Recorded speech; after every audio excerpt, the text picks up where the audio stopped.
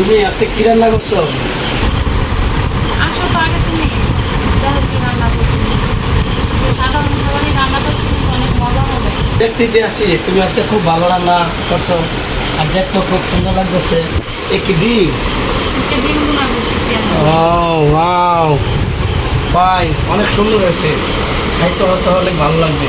তো যাও যাও যাও, তাড়াতাড়ি করে খাই, খুব খিদা লাগছে। খাবারটা দেখে পেটে খিদা লেগে গেছে। তুমি আজকে খুব ভালো খাবার রান্না করছো, খুব ভালো হয়েছে, খুব সুন্দর হয়েছে। কারণ খাইলে বোঝা যাবো কতটুকু স্বাদ হয়েছে। স্বাদ তো অবশ্যই হবে। হয়েছে হয়েছে হয়েছে। হ্যালো বন্ধুরা,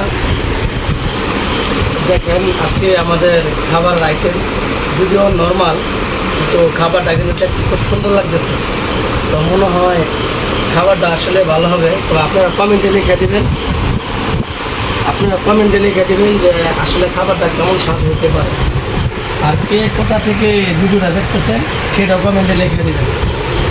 ইনশাল্লাহ আরও ভালো ভালো খাবারের আইটেম আপনাদেরকে দিব, দেখাবো।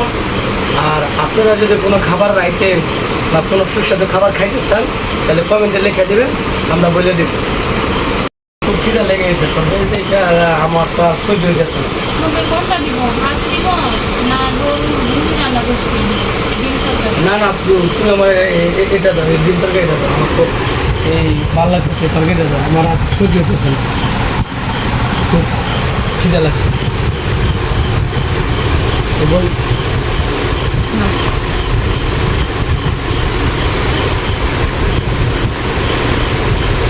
আপনাদের কিন্তু দাওয়াত রইল, অবশ্যই আইয়ার ডিম তরকারি দিয়া, গরুর ভুড়ি দিয়া, ভাজি দিয়া আমাদের সাথে বসে খাবেন। আপনাদেরকেও দাওয়াত দিলাম, ইনশাল্লাহ আসবেন। শুভরাত্রি। শুভরাত্রি, আল্লাহ হাফেজ।